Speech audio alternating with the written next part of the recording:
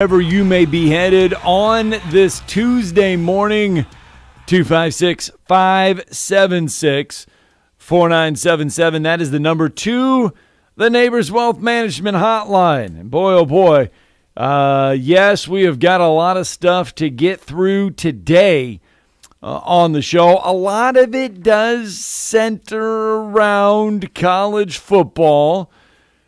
Got some NFL conversation to go along with all of the college football talk today. But yesterday, obviously, the weather was perfect, I guess, around here. That's about the best way to describe it. And that also meant after taking time off for spring break, both Alabama and Auburn back on the practice fields yesterday for spring football. Auburn back on the practice field yesterday for the fifth time. Tigers going through their fifth workout of the spring practice. Obviously, the big attention when you're talking about Auburn's spring football right now is, yes, they've got a lot of pieces to kind of correct on the defensive side, but it's that quarterback spot that a lot of people have their attention on when it comes to the Auburn Tigers. For the past 3 years, it was Bo Nix's spot. There was really no question who would be the starting quarterback. It was no question going into the spring. It was, will Bo Nix get better? Those were the questions that we were asking each and every spring. Now this spring for Auburn, we're asking who is going to be the starting quarterback. A lot of it centers around TJ Finley. TJ Finley getting most of the quarterback first-team reps yesterday. Redshirt freshman Demetrius Davis, Oregon transfer Robbie Ashford. That was the order. And then freshman Holden Griner did get some third-team work. But the question really, when you're talking Auburn and spring, is when it comes to who will be said starting quarterback. Yeah, it's going to be a battle. It's going to go all the way through fall camp. I would say it's really TJ Finley or Zach Calzada. That's the two guys. Ashford came in from Oregon, never really played on the West Coast. He's somebody that, if you're familiar with the state of Alabama, he played for Josh Niblett in Hoover High School, was a really good athlete, also a really good baseball player. Right. By the way, D1 baseball player. But again, when you think about Auburn, it's going to be a situation where and then you got the redshirt freshman as well from Texas, and he's somebody, Demetrius Davis, that I think they're very high on, that maybe some people are sleeping on a little bit. But I still think when you think about Zach Calzada and what he did last year for Texas A&M, beating Alabama, playing a lot of football for the Aggies once the injury happened, that him and TJ Finley, who finished the year as the starting quarterback for Auburn after Bo Nix went down with an injury, I think it's still mostly a two-way battle for Auburn at the quarterback position. Let's stay with the quarterback position, shall we? Because right about now, this is a good time for recruits to make their announcements, to make their decisions, to let you know where they're going. Josh Heupel came in last year at Tennessee, did a fantastic job in putting together a recruiting class on a short, a short time frame. Mm-hmm. And really, put himself in consideration for Coach of the Year when it comes to the SEC because of the work he did at Tennessee, losing so many guys. And what he did at Tennessee was remarkable. And if you're a Tennessee fan, you were hoping for bigger and better things this year. Yesterday, Tennessee got a 5-star quarterback commitment. Yeah, they did. Nick Iamaleava. I'm hoping I'm doing that. I've been practicing. He's a young man from that just transferred to Long Beach Poly High School, which is a powerhouse football program, Scott, on the West Coast. He just visited Tennessee on 2 separate occasions. One time with his father, and then they brought his mother back on a visit. And since that second visit, there's been a ton of buzz that the Tennessee Volunteers had overtaken Oregon on the West Coast to be the favorite for this young man. And our next guest is the recruiting reporter and recruiting editor for GoVols 24/7. He's going to be headed out to practice later this morning because the Tennessee Volunteers and Josh Heupel are practicing early for spring practice. And Ryan Callahan's been able to join us this morning on the Neighbors Wealth Management Hotline. Ryan, welcome back to Huntsville. You're with Drew and Scott. How are you this morning, sir? Hey, doing well. How are you guys? We're doing pretty good. Ryan. Probably not as good as you guys right now as far as the Tennessee Volunteers. Nico Iamaleava, I'm hoping I'm close, but he's somebody that's been a five-star quarterback that's been on the radars of Alabama. He's been on the radars of Georgia. He's been on the radar of Oregon, Tennessee. But I would say, and I've followed recruiting for a long time, this is probably the most significant get for Tennessee since the heyday of Philip Fulmer in recruiting. I think you can certainly make that case, and recruiting has changed so much, and college football has just changed so much over the past 25 years. You could make a case. I mean, let's see how this plays out. As you guys know, you've seen Alabama recruit quarterbacks at a high level. There's not many sure things at that position, so let's see how it pans out, if he lives up to the hype and everything. But this has the potential to be, let's face it, Tennessee's biggest recruiting win since Peyton Manning. I don't have much hesitation in putting it in that discussion. Tennessee's landed other players who were ranked in similar company, and we'll see where he ends up being in the final rankings. And by the way, I have bad news on the pronunciation front, but don't feel bad. It's going to take a lot of practice for Tennessee fans too. But it's Iamaleava. Iamaleava. Okay, I was watching videos last night. I kept trying to figure out. I even talked to someone on the phone who's spoken to the kid and his dad. So it's Iamaleava.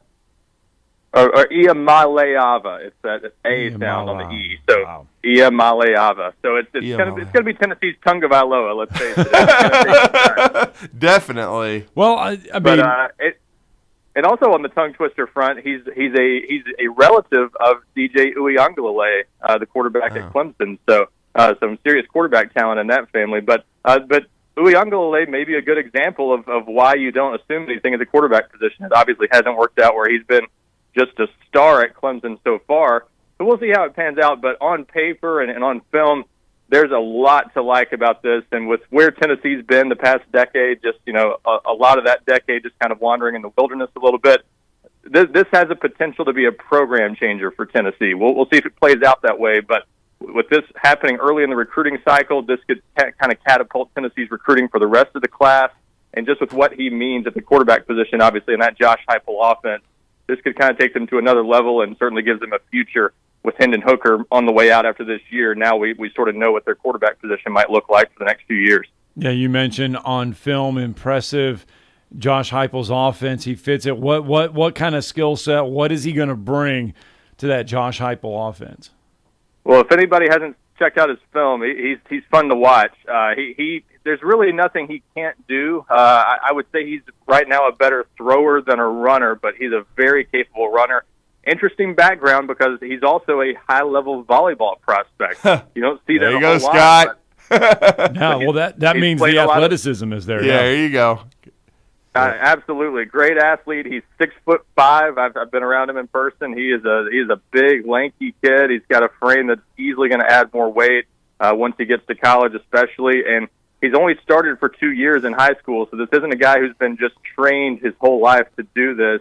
He's still developing. That's the kind of the scary part about him when you see him on film. And he already has really impressive touch, an arm where the ball just it looks effortless the way he throws. He can throw from different arm angles, and the ball just kind of jumps off his hand and has a ton of arm strength, and it can make a lot of throws that you just don't see from a lot of guys at the high school level. Can kind of fit it in tight windows and can throw it on a rope, 30 yards downfield and put it in tight coverage. So he's really impressive. Took care of the ball last year in high school too. I think a 33-1 touchdown to interception ratio.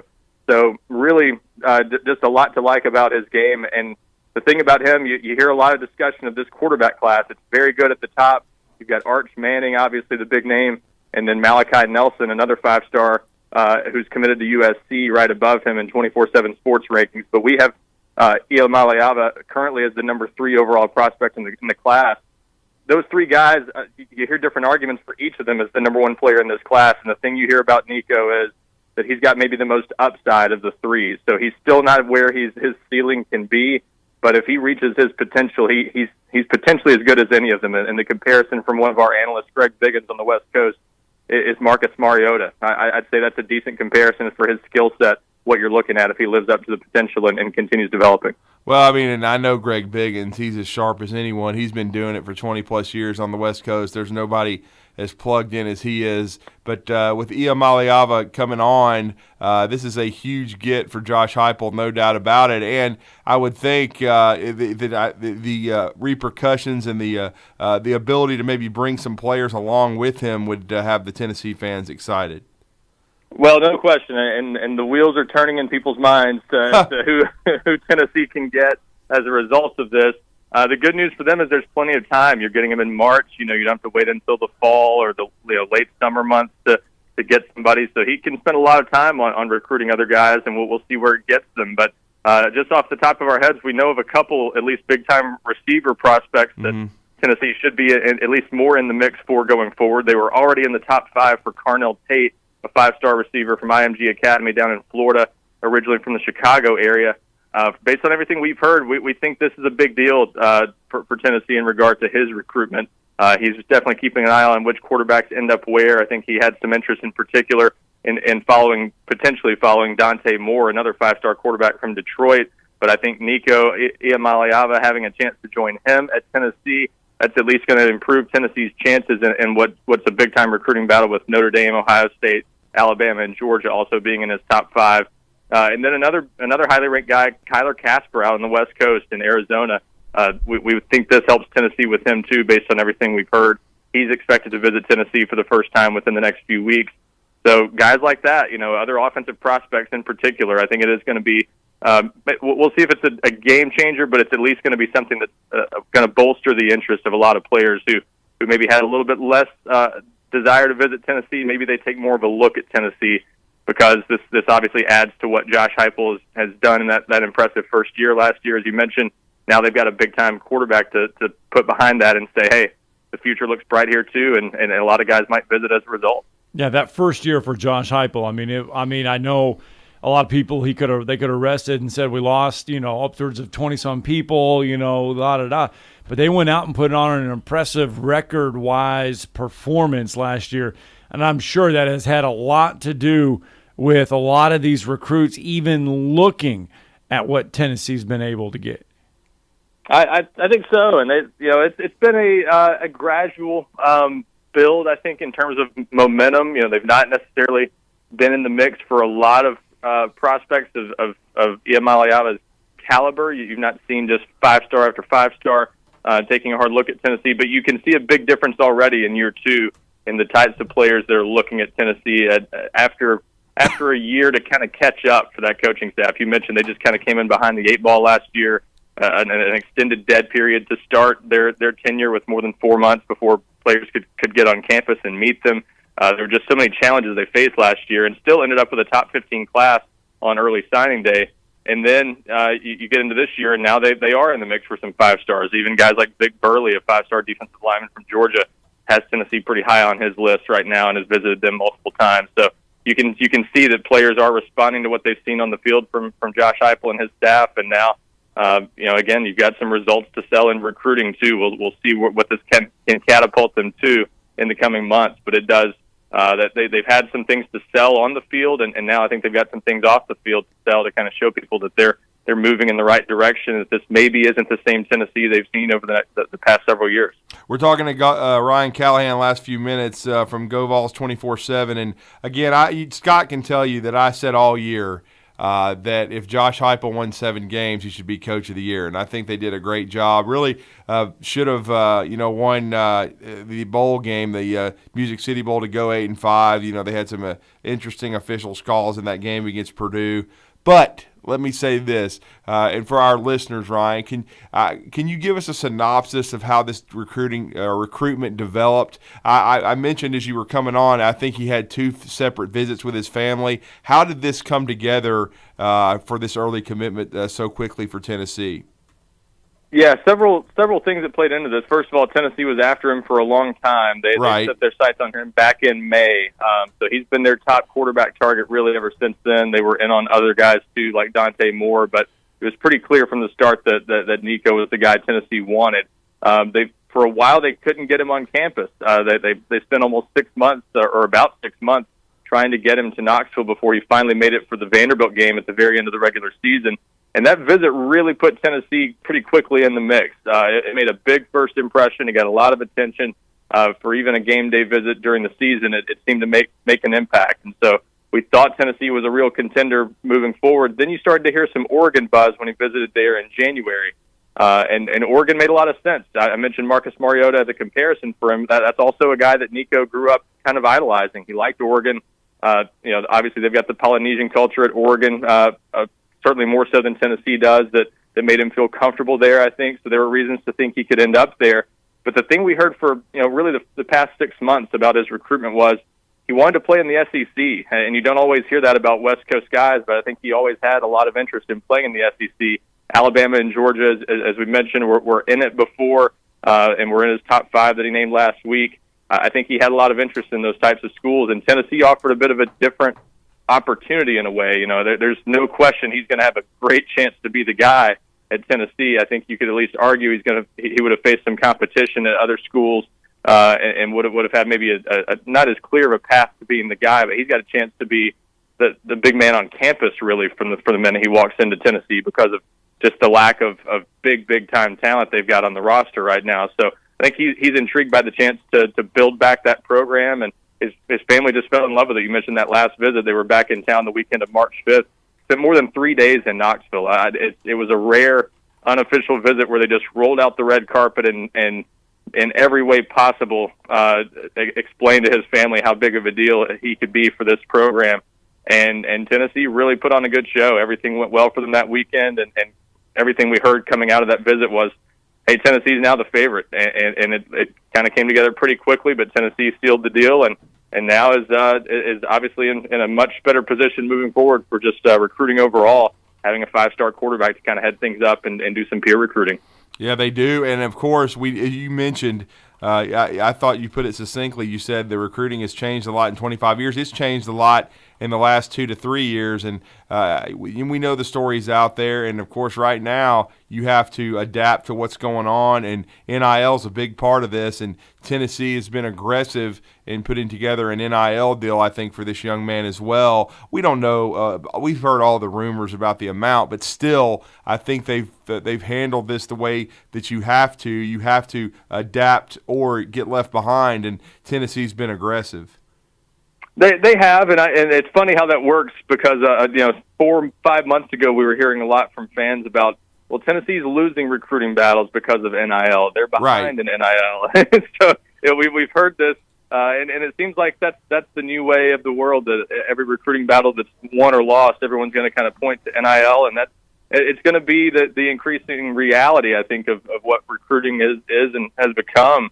As more and more teams kind of figure out and navigate this world too, it's different. But I think there's no question that at least NIL considerations, let's put it that way, I think, played an impact in this recruitment. There's no doubt. I'm sure that was a factor. Whether as you said, the rumors and all that, I can't confirm or deny any of that. But I do think Tennessee at least made a strong case that there's money for him to be made at Tennessee. And that they've got some things behind what they're doing. Their collective that runs their at least their main collective that's emerged so far at Tennessee, the Spire Sports Group has done a pretty impressive job and been very aggressive and in kind of setting some lofty goals for how much money they want to raise and things like that. Trying to get the average fan invested by just donating $20 a month or so to get them involved and things like that. It's a good effort so far. I think they're ahead of some programs in that regard. They're probably not ahead of everyone, but they're at least up there in the discussion among the schools that we keep hearing are off to a good start in the NIL world, and that's allowed Tennessee to at least be competitive on that front so far. And not sure if that was the difference in Nico Iamaleava's decision, but it certainly was at least a factor to where I think wherever he went, the assumption was that he was the type of guy that was going to need some sort of assurance on the NIL front that he was going to have a chance to make some money. Ryan Callahan joining us on the Neighbors Wealth Management Hotline. Ryan, before we let you go, just a quick update on spring football. Yeah, Tennessee getting started this morning, as you mentioned. They'll be on the practice field here in about 30 minutes, and lots to decide about this team, lots to figure out about sort of where they are roster-wise, some important players to see if they can replace them this spring or if they still need more help. I think that's one of the biggest storylines about this team. You lose guys like Alontae Taylor at cornerback, who was out in that Music City Bowl where they just got picked apart by Purdue for more than 500 passing yards. And they've got some other guys who are going to be out for spring practice, like Brandon Turnage, the former Alabama transfer. So limited in the secondary, and they've got to see what they have there because they need to add some help at several spots in the transfer portal. So I think just kind of seeing where this team is on the field at different positions will be fascinating and will be important for Tennessee to figure out where they are so they can address those positions. They still have room to add several transfers after spring practice, and that should that should give them a chance to patch some things up. But they've got to see, I think, what the most important priorities are to address. Some needs on offense, I think, are the big things to focus on. An important group of newcomers, 13 early enrollees already on campus from the 2022 class, along with a transfer, Gerald Mency at offensive tackle. So, do those guys help right away? How do they look? And then on offense, at wide receiver, how do they replace Bayless Jones Jr. and Javonte Payton at wide receiver? And can anyone step in for Cade Mays, already preparing for the NFL draft at right tackle? He was arguably their best offensive lineman. Big shoes to fill there on the offensive line, even though Tennessee does, on offense, have Hendon Hooker and Cedric Tillman returning to kind of give them a nice foundation moving forward. Absolutely. Well, Ryan, we appreciate the time. Thank you for coming on quickly with us to kick off the show before you leave to go see the opener of this second spring practice under Josh Heupel, and give it for our listeners one more time. Let them know about the QB. Yeah, Nico Iamaleava. Iamaleava. We're going to be working on it, but we appreciate it. Yep, it's going to take some time. But thanks a lot, guys. Yeah, thank you. All right, Ryan Callahan with us. Great stuff there on Tennessee football, Tennessee recruiting. Yep. Let's get that first break in. When we come back, we're going to continue a little bit of spring football talk.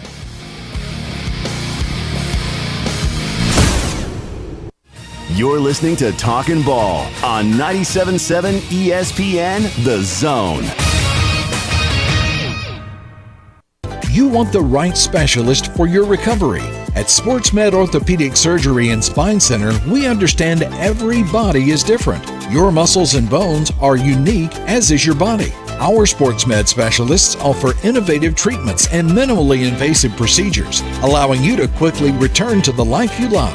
Locations in Huntsville, Madison, Athens, and Decatur, and on the web at sportsmedalabama.com. Improving performance, improving lives. This is Wes Neighbors with Philip with Eagle Insulation, and we have an announcement to make. Yes, Wes, we are now Eagle Masonry and Insulation. We're still a place to call for your insulation needs, but now we offer masonry services. What kind of masonry projects can you handle? Wes, no job is too big, no job is too small. We can do renovations, new construction, outdoor fireplaces, fire pits, brick landscape borders. Well, when you came out to my house, you did both the insulation and masonry at the same time. You guys did rock for me, you did brick for me, and you insulated my house. That's usually done at the same time that you're building a house. Absolutely. It really capitalizes on two services you need at the same time, and you can get one company to handle both of those. Philip with Eagle Insulation will come out, do your installation. He'll do your masonry. They do a great job. They guarantee your work. Check out more online at insulatewitheagle.com and schedule your free examination today. 256-755-1556. Thanks, Wes. New message. Hey, girlfriend, it's Carol from jury duty.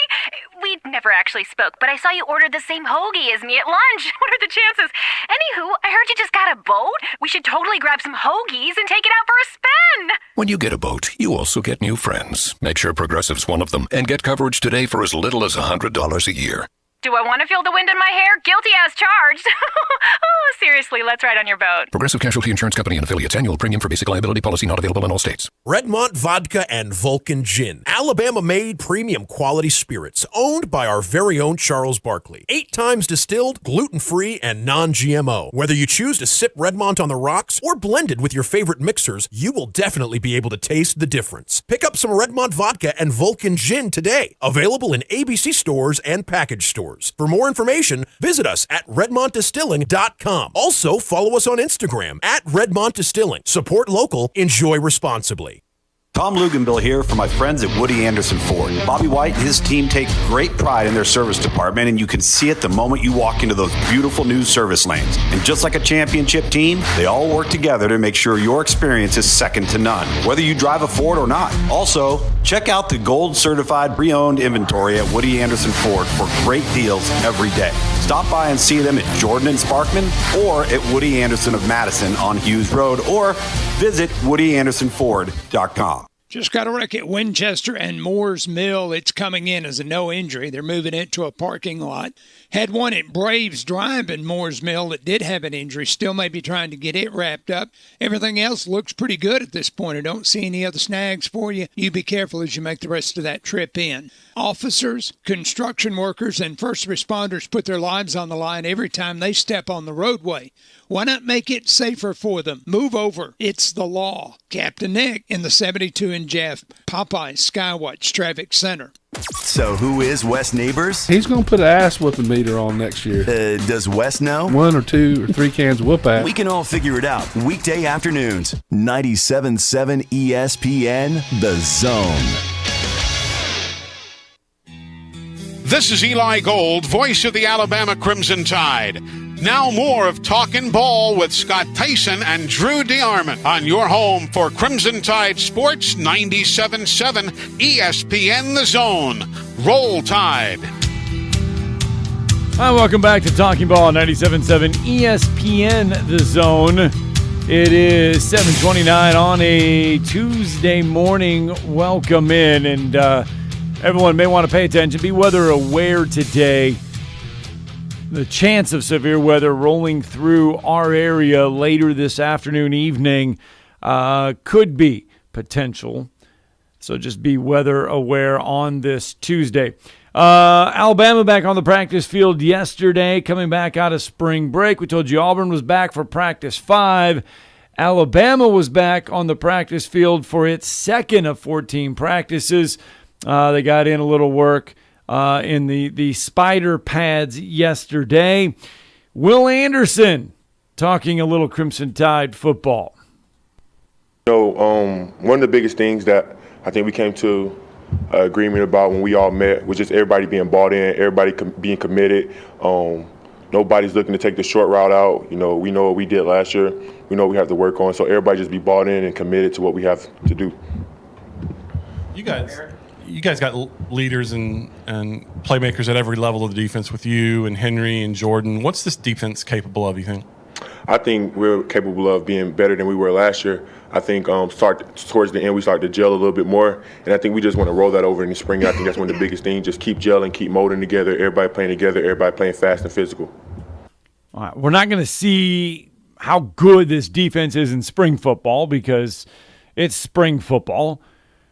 But we'll have to wait till fall to see how good this defense will be. Obviously, a lot of guys are going to get some work in depth in spring, going to develop that depth. But how good can this defense be? Best in the country. I don't think there's any question about it. I think that's what it should. The standard should be. When you have Will Anderson, the best defensive player in America, back on your football team, and when you have Dallas Turner, who will be in his first full year starting, but you saw what he did as a true freshman opposite Will. You've got, of course, the leading tackler back who still doesn't get enough credit because, the fans were critical of him the first half of the year. But you have to understand, when you come from another school, you're getting used to playing with new guys. You're getting used to playing, even if the systems are similar, you're getting used to playing, with a different group. But I still thought Henry To'oTo'o played really good football. When you make 107 tackles and lead the team in like a University of Alabama in total, tackles, and you're making plays all year long. Yes, he he missed some tackles. Yes, he was in the wrong place, some early. But I thought the second half of the year he was nails. I thought he did a great job. He'll be even more comfortable this year, and I do think he's a leader of men. And so I think Henry To'oTo'o is as good as any Mike linebacker in college football. Certainly, some thought he might go to the NFL, but I think there is some question about his overall athleticism. And again, he's not the freak of nature that even the guy that he played beside, a guy like Christian Harris who ran under 4.5 at the combine. Christian was a guy that played his best football down the stretch. He was not a linebacker at all when he came out of high school. He was someone that was a DB and a wide receiver who converted to linebacker and was just starting to understand, what to do, play in and play out. And I still think he'll have a really nice pro career. But again, the two biggest questions for this defense, and I think they've already got the answers, they just have to figure out who they are, is who's going to play beside, To'oTo'o, who's going to replace Christian Harris. Jalen Moody is a program kid. Is that stuff you find out in spring football, or do you got to wait till fall? No, it'll play itself out in the spring. Moody is very experienced. He's been very solid when called upon. But there's a player, in my opinion, that's more talented that he's competing with, Deontay Lawson, who's a redshirt freshman who played a little bit in special teams last year for Alabama from Mobile Christian High School, played for Ronnie Cottrell. We had Coach Cottrell on this show to talk about Deontay. He really flashed last year during the spring and then into the fall. But again, he wasn't going to beat out Christian Harris. So that battle with Moody is going to be good for the team. I think, the winner of that battle is going to be a really good player. If you had to ask me, Scott, or who do you think is going to be the guy, I would say Deontay Lawson, even though I know Moody came out of the transfer portal to come back. I do think Moody will play, but I think Lawson has the most upside. And then when you think about the secondary, we know last year Alabama had a lot of injuries at corner. Jalen Armour-Davis, Josh Jobe, both those guys went, decided to move on to the NFL. Marcus Banks transferred to Mississippi State. Basically, by the end of the season, he left during the season when Kool-Aid McKinstry took some of his playing time. But you'll have Kool-Aid McKinstry, Kyrie Jackson competing at those two corner spots. But the one to really watch is Elijah Ricks, of course, the transfer from LSU. So I think Alabama's already got the talent they need at corner. I think they've got no weaknesses on defense. I know the other question would probably be a small one, and that is, and it's not small, it's replacing Fedarian Mathis and his production, but you've got a lot of experience. You've got a Byron Young coming back. You've got Justin Aboigbe coming back. And then I know LeBron Ray decided to move on to the NFL kind of unexpectedly, in my opinion. I thought he might come back. But you've got John Marion Latham. You've got some young guys, on that defensive line that are getting ready, and hopefully to come into their own. And this spring is going to be big for them. And we all know that Nick Saban has some leeway. They've got Tyler Steen coming in this weekend, a graduate transfer offensive lineman, and they could still go after another defensive lineman or wide receiver because I think they have another scholarship where they can bring in someone from the transfer portal. So if they felt like they needed a defensive lineman, they could do that. But if they like the development of those young guys, like the John Marion Lathams of the world, then I think, or a Jamil Burroughs, then I think they would stand pat. But that'll play itself out after spring practice. All right. Bryce Young also enjoying a little time in front of the media yesterday. It took a little bit.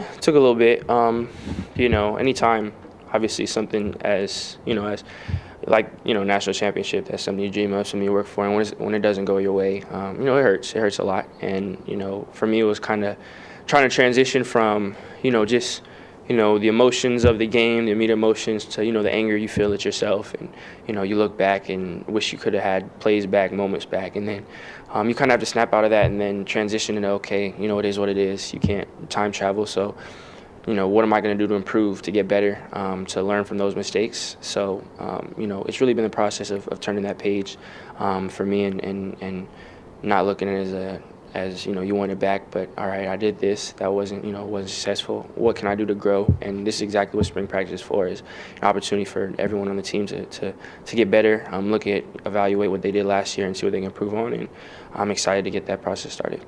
In the middle of Michael, guys, let me announce you just so he knows where you're going. Okay, go to Michael. In that vein, how much film do you watch of that Georgia game? Do you pour over that film and look at all the things, or is it something that you watch it once and move on?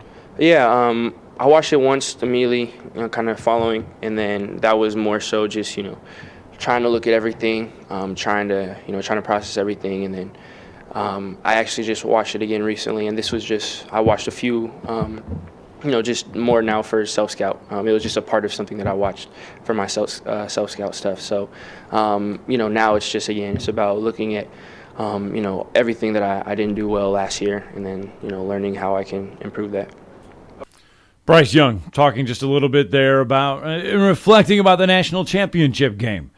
Going back and watching a little bit of that video of the performance and everything from the championship game and trying to get better, and trying to get better, trying to work on a lot of things.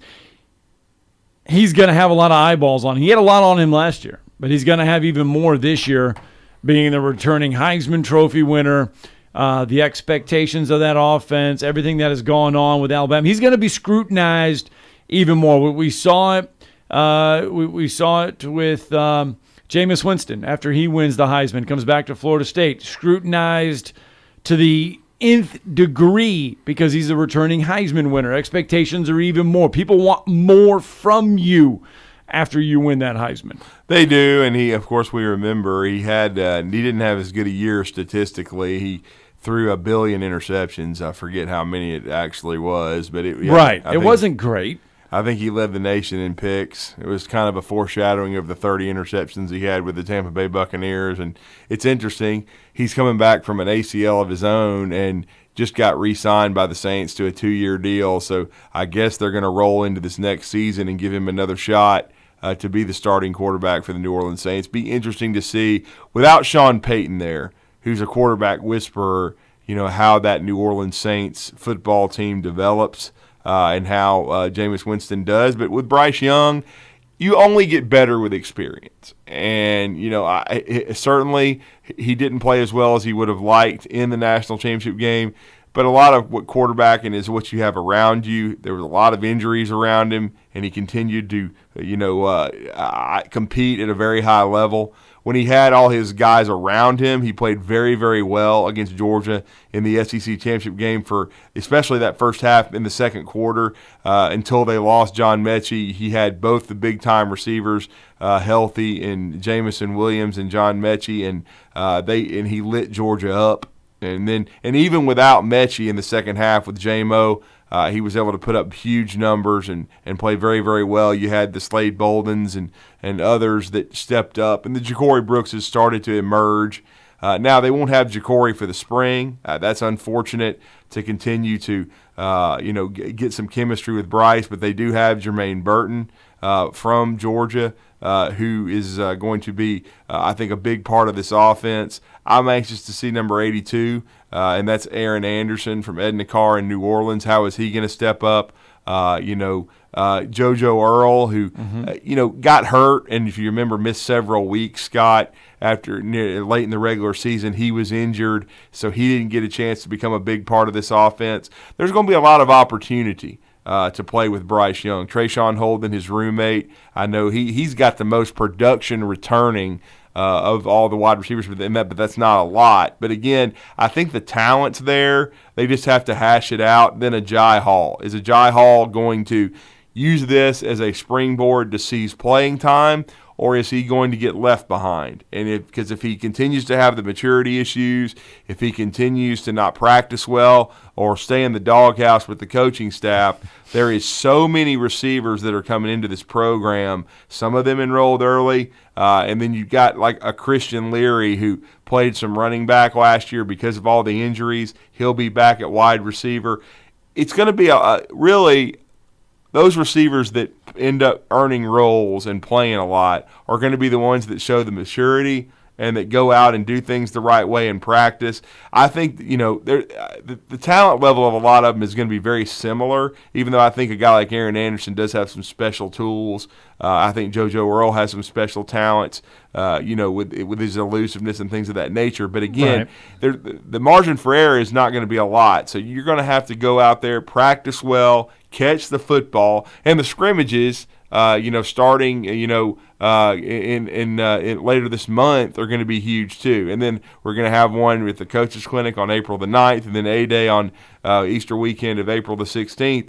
Those games and those opportunities are going to be just monumental to get timing with Bryce Young and earn his trust and earn the coach's trust. I do think once he comes back from injury, Ja'Cory Brooks has done enough, if he gets healthy, which I believe he will, to be a big part of this offense once fall comes around. But again, the rest of these receivers that are here now and participating and competing, you better take advantage of this, because again, I still say, I don't think Nick Saban's made up his mind how he wants to use these 2 scholarships completely. I do think they are leaning to potentially taking Tyler Steen, the offensive lineman, but then you have to decide and look at your football team after spring practice wraps up, and what do you need? I don't think you need a running back. You already took Jahmyr Gibbs. We're excited to see what he's going to do. And I know Bryce Young had some interesting things to say about him yesterday.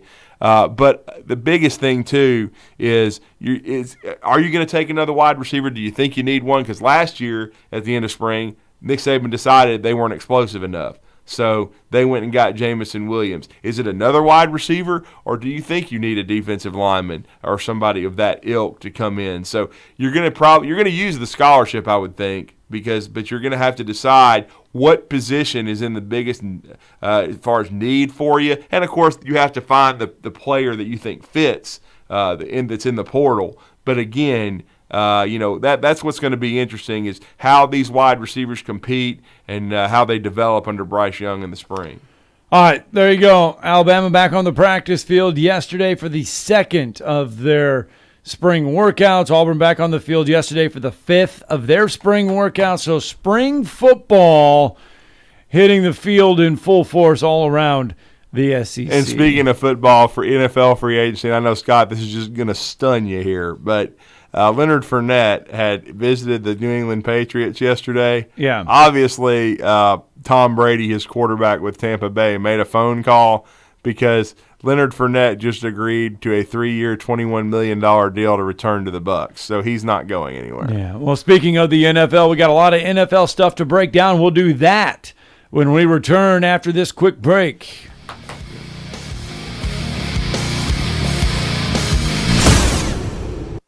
You're listening to Talkin Ball on 97.7 ESPN, The Zone. America First Alabama PAC is responsible for the content of this advertising. North Alabama needs a Trump-tested conservative representing us in Congress. We need Republican Casey Wardynski. Casey Wardynski served as Assistant Secretary of the Army for Manpower and Reserve Affairs under President Trump, responsible for the supervision of the Army's 1.3 million person manpower. Casey Wardynski believes in restoring integrity of elections and will push back against the leftist schemes of Nancy Pelosi to weaken elections.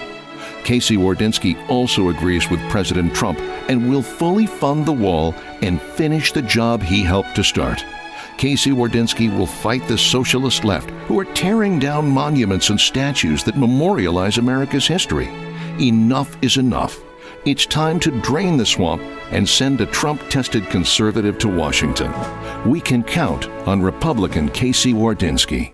I'm attorney Gary Lackey. You'll hear people say we're like a family, but here at the Lackey Law Firm, that's really true, not just a saying. I'm Justin Lackey. With my father and my sister, we have a special connection to each other. I'm Jennifer Lackey. At the Lackey Law Firm, when we take on your case, you become part of our family. You really do. And we'll always do whatever it takes to get everything you deserve. If you're injured, you worry about getting well, not about paperwork or insurance companies or figuring out how to get to your lawyer's office. I'll come to you. We worry about your case so you don't have to. When you've been injured, we know that your case is probably the biggest thing going on in your life. more important than almost anything else. And it's important to us too, for one simple reason. Family takes care of each other, and at the Lackey Law Firm, we'll take care of you. The Lackey Law Firm. The Lackey Law Family. 1-800-4RIGHTS. No representation is made that the quality of the legal services to be performed is greater than the quality of legal services performed by other lawyers.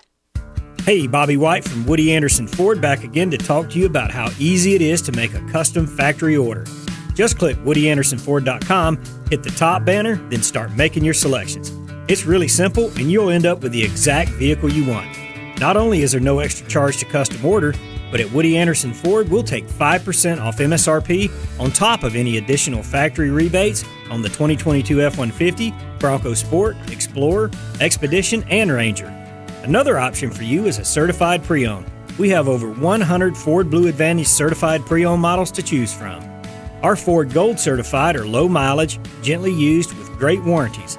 They've passed a 175-point inspection by certified technicians and come with a 24-hour roadside assistance, plus a full tank of gas and a fresh oil change. Also, don't forget our service department is offering a free pickup and delivery when it's time for your next Ford service. Woody Anderson Ford, Jordan at Sparkman. Hope to see you soon.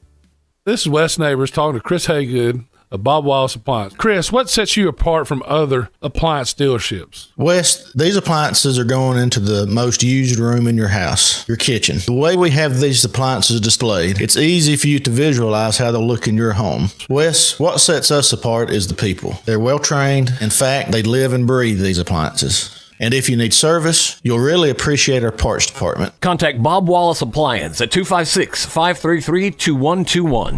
Just got a wreck at Moore's Mill and Countess Road. That one's coming in with injury and possible entrapment, so lots of emergency equipment rolling. Winchester and Moore's Mill had no injury and no blockage. They moved it to a parking lot. Braves Drive in Moore's Mill had an injury, still may be trying to get it wrapped up. D&L Refrigeration repairs heating and air conditioning units for homes and businesses. With over 30 years experience, D&L 256-652-1207. State license 08091. Captain Nick in the 72 and Jeff Popeye Skywatch Traffic Center. This segment of Talkin Ball is brought to you by University Kia, the #1 volume Kia dealer in the state of Alabama. Located online at universitykia.com. Welcome back to Talkin Ball, 97.7 ESPN The Zone. Scott Tyson, Drew DeArmond with you until 9 a.m. And yesterday, boy, oh boy, I usually when you talk about trades in the NFL, it's an oh-hum type of situation where you get a player here, you get a player there. Usually it's one big player that gets traded. I don't remember a time in the NFL where starting quarterbacks are getting traded like we have seen this offseason. And that trend continued yesterday, albeit not in his prime. No. Matt Ryan traded to the Indianapolis Colts. The Indianapolis Colts seem to love these one-year-old man quarterbacks. No offense to Phillip Rivers, but they got Phillip Rivers, an old man quarterback, for 1 year. Now they get Matt Ryan, like I said, albeit not in his prime anymore. They get him in a trade, and then the Atlanta Falcons signed Marcus Mariota to a 2-year, $18 million deal. They get him, speaking of old man. But anyway, I don't remember a time when we've seen this many quarterbacks get traded in the NFL in this offseason. Well, yeah, I mean, it's totally been musical chairs. I don't know if Mariota will start in Atlanta. The funny messages I started getting yesterday were people were saying tanking for Bryce, that Atlanta would tank this season and try to get the first pick in the draft next year to take a Bryce Young. They wanted Deshaun Watson. Yeah, there's no doubt about that. And they told Matt Ryan, they did. They told Matt Ryan they were going all in on Deshaun Watson. They kept him in the loop on that. That's why they delayed his bonus, his $7.5 million roster bonus, and that is one thing. The Cleveland Browns and the Atlanta Falcons are on completely different ends of the spectrum. Cleveland told Baker Mayfield none of that. Atlanta told Matt Ryan, "This is what we are doing. We want Deshaun Watson." They didn't get him, and now they move him out. I mean, you have to. I think they were going to accommodate Matt Ryan because Matty Ice is 37 years old, Scott. He's not going to play that much longer. And so I think as soon as they attempted to get Deshaun Watson, and at one time I think they thought they had him before he did the 180 and decided to go to Cleveland and agree to that trade. So I just think overall when you look at it, Matt Ryan probably requested to be traded. And the one thing for the Falcons, they were able to get out from under Matt's contract and clear that off the cap. And he goes to a good football team, the Indianapolis Colts, and they've got a Jonathan Taylor, one of the best running backs in the NFL. They've got a really good offensive line. They've got some nice receivers. Matt can play, at least a couple more years probably behind those guys. It's very similar to the Phillip Rivers move they made a couple of years ago. I think this will be a lot better move than the Carson Wentz move. I still, and I'm going to have to keep reminding myself, the Washington Commanders, I just don't know how that's going to work for them. Because let me just say this about Carson Wentz. At one time, he was a really good player. He got hurt quite a bit, though. He was on track to be MVP. The year they won the Super Bowl, yes, right. And then gets hurt. And then when he came back, he wasn't the same. And it wasn't just injuries. It was just his level of play. And they reunited him with Frank Reich, who he had so much success with as his OC that year in Philly, with Indianapolis. And it just did not go that well. I mean, his personality is what I've been hearing got in the way. And he had some bright moments with Indy, but you're right. I think the biggest thing is I don't think Wentz is a leader. I think he's a whiner. I don't think he's an excuse guy. I think it's always somebody else's fault. That's the gist you get from his time in Philadelphia and then his time in Indianapolis, because it was just crazy how quickly they gave up on him with the Colts. But of course, you remember the turd that they laid. All they had to do to get in the playoffs was to beat the Jacksonville Jaguars at the end of the regular season, and Wentz played horrific football. And we got the pleasure of watching that game in Indianapolis. That was brutality. Yeah, they did not love Carson Wentz. They were not a while fan. we were freezing our cans off, they were trust me. It was hot there in Indianapolis. Yeah, it was. They're like, get rid of Carson Wentz. Let's get another quarterback. But I think it's a good fit for the end of Matt Ryan's career. The Colts can take on his contract. They don't have to sign him. I don't believe they're going to have to sign him to a rework deal. And so I think it's best for both parties. And now it'll be interesting to see if the Falcons draft a quarterback in this draft, or are they going to go with Mariota for a year and then try to get a guy like a Bryce Young. And you mentioned not your fault. You mentioned all this other stuff, and The Athletic has a fantastic article out. Good segue there. On the most toxic, it's called I read that one now. Toxic environment Urban I've ever Liar. been a part of inside Urban Liar's disastrous year with the Jaguars. And I tell you what. Wow. We heard some of the stuff that was going on inside the Jacksonville Jaguars during Urban Meyer's first year. But you read this article, and oh my goodness. That's about all you can say. To the point where at one point during an exchange with Trevor Lawrence, they were at practice, and Urban Meyer said John Brown was the wide receiver. They signed him as a free agent. They just signed him, Urban Meyer goes over to Trevor Lawrence. They were making some mistakes in practice. Meyer tells Lawrence, hey, Trevor, you got to slow it down for him. These boys from the South, their transcripts ain't right. The comments that he was making during staff meetings, he would belittle the entire staff to the point where players were saying when they would come out of meetings, the coaches would look exhausted. They would look tired. They would look just frustrated. grown men. He would make grown men cry because he was yelling at them, belittling them to the point where they would just break down. Well, no, here's the worst part, though. This is how out of touch Herb was.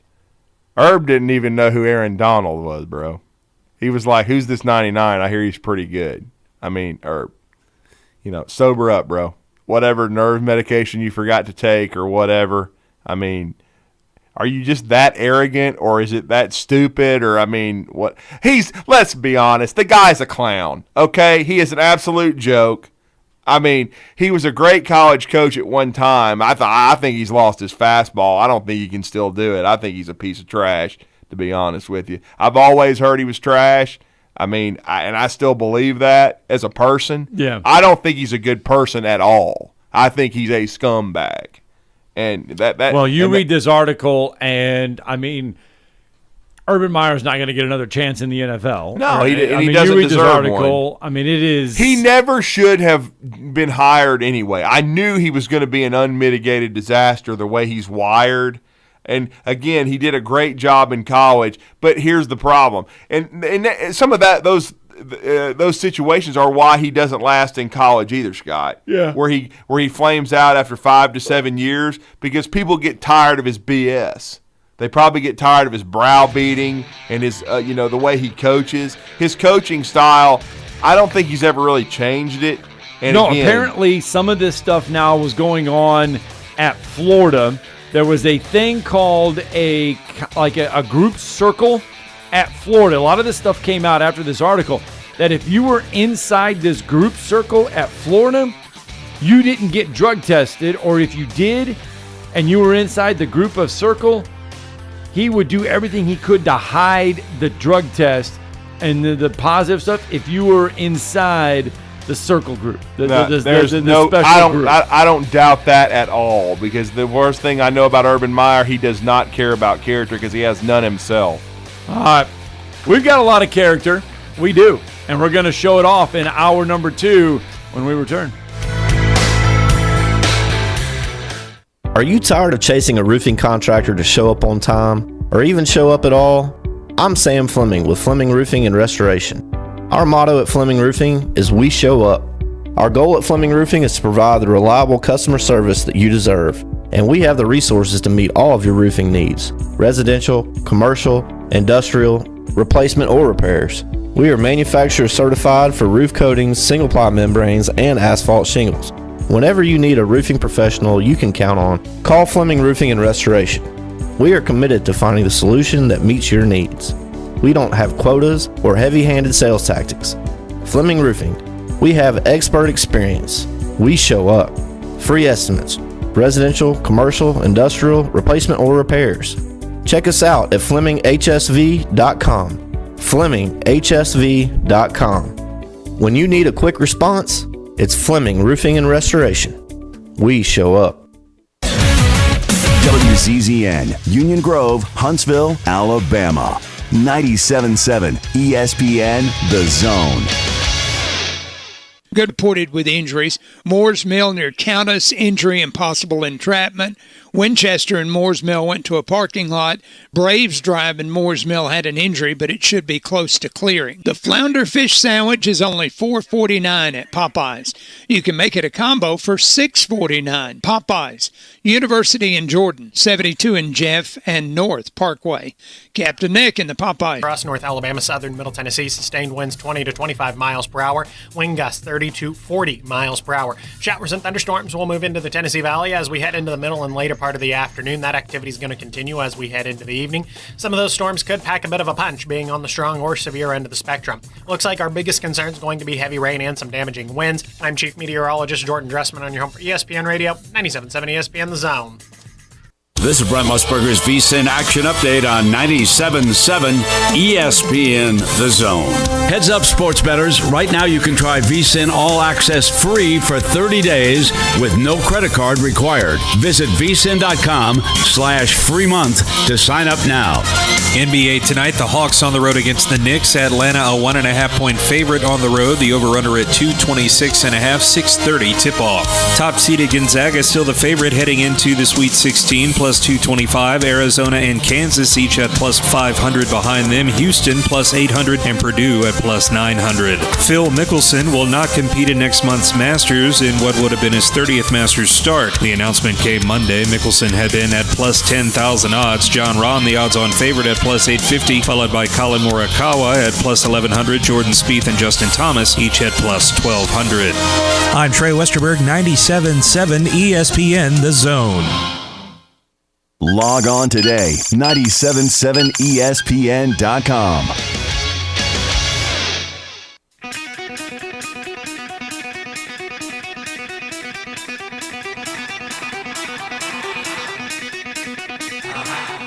Welcome to Talkin Ball with Scott Theisen and Drew DeArmond. Call into the Neighbors Wealth Management Hotline now, 256-576-4977. That's 256-576-4977. Now, here's Scott and Drew. With that, it is hour 2 of Talkin Ball on 97.7 ESPN The Zone, and we've been talking a little bit some spring football. Talked a little Tennessee football recruiting in that first hour simply because the Vols picked up a 5-star quarterback, probably, and as Ryan Callahan told us, the biggest commitment at quarterback since Peyton Manning. That's how far that's how big he put that there. They're not the only ones doing some recruiting stuff and getting some guys. LSU, Brian Kelly, making a little bit of headway. Yeah, and they are, but what they were really doing is and basketball. Yeah. You know, the Will Wade era ended. No one was surprised by that. I think I guess since 2017, we're waiting for the other shoe to drop since the investigation started when the Sports Illustrated story hit. And, of course, you saw the scheme. And, you know, it's well documented what happened with Will Wade. But I think everyone was waiting for that other shoe to drop. It did during the SEC tournament when the NOA was released, the notice of allegations against LSU basketball. And certainly there were some significant charges. And Scott Woodward, who came in as athletic director, had that contract worked and could fire Will Wade for cause, did so along with his lead assistant, Bill Armstrong. They're both gone. And now LSU has made their move. They of course, I think were monitoring the NCAA tournament closely, and they've hired one of the best young coaches in college basketball. And I know everyone's excited about it, as Matt McMahon from Murray State is now going to be the new leader of Tiger basketball. And to break it all down for us, one of the best. He covers the LSU beat and recruiting for 24/7 Sports, CBS, for Go 24/7. And that's our good friend Sonny Shipp, and he's with us on the Neighbors Wealth Management Hotline. Sonny, you're back with Drew and Scott in Huntsville, Alabama. How are you, sir? Good, fellas. How y'all doing? We're doing well. So for our listeners, we've kept everybody updated with the Will Wade saga. That's all well documented. I don't think anyone was surprised that he was eventually let go by LSU. But this was a very interesting coaching search, just simply because of I think it was probably hampered a little bit, or was it, Sonny, at all, by this notice of allegations? Man, I tell you what. When you look at the hurdles and the obstacles that Scott Woodward had in front of him, right, and then to be able to hire a guy like Matt McMahon as quickly as he did, we've all talked about some of the hires that Woodward has made: Jimbo Fisher to Texas A&M, Kelly to LSU, Kim Mulkey to LSU, Jay Johnson went and got him out of Virginia. But I think Matt McMahon may rank right up there with him, strictly from the standpoint of all of the obstacles that Woodward had to overcome to be able to make this hire. You know, you're talking about a situation to where you've got recruiting violations or allegations of recruiting violations hanging over your head, and you go out and you basically hire someone who has a similar resume to the guy that you hired 5 years ago when you didn't have all of these allegations. So, very, very surprised that Woodward was able to pull this off the way that he did.